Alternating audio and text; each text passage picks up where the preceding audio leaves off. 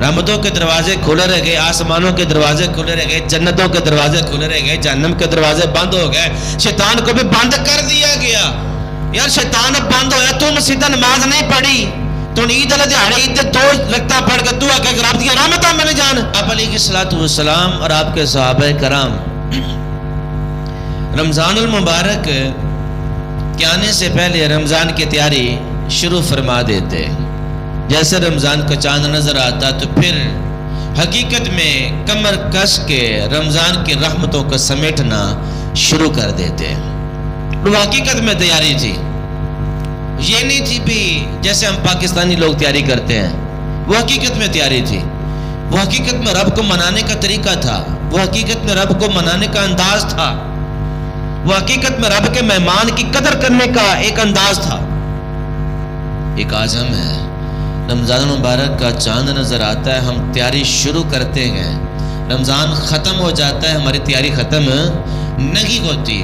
اور جس نے رمضان میں ایک روزہ بھی نہیں نہ رکھا ہوتا، وہ کاٹن کا سفید سوٹ پہن کر عید کی نماز پڑھنے کے لیے پہلی صف میں ہوتا ہے۔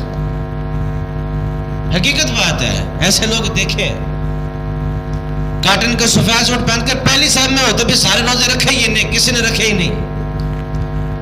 یہ افسوس ہے کہ پورا رمضان ہم نے ایسے ہی گزار دیا۔ جس دن مزدوری لینے کی باری آئی اس دن ہم سوٹٹ بوٹٹ بن کر سفید سوٹ پہن کر اور منہ پہ جو تھوڑی سی داڑھی تھی وہ بھی کٹوا کے نالی میں بہا کے عید کے دن پہلی صف میں کھڑے ہو گئے کہ رب ہمیں اپنی رحمتیں عطا فرمائے گا نہیں۔ رب نے پورا مہینہ رحمتیں عطا فرمائی ہیں، رحمتوں کے دروازے کھلے رہ گئے، آسمانوں کے دروازے کھلے رہ گئے، جنتوں کے دروازے کھلے رہ گئے، جہنم کے دروازے بند ہو گئے، شیطان کو بھی بند کر دیا گیا۔ یار شیطان اب بند ہویا، تو مسجد نماز نہیں پڑھی، تو عید علیہ دیہڑے عید دو رکعتاں پڑھ کے دعا کہ رب دی رحمتاں میں نے جان۔ ایسے نہیں ہوتا، ایسے نہیں ہوتا۔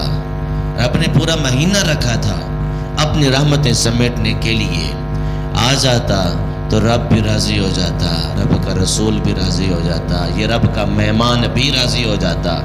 پھر یہ رب کا مہمان تو قبر میں جاتا تو وہاں پر بھی تیری گواہی دیتا، تو حشر میں جاتا وہاں پر بھی تیری گواہی دیتا۔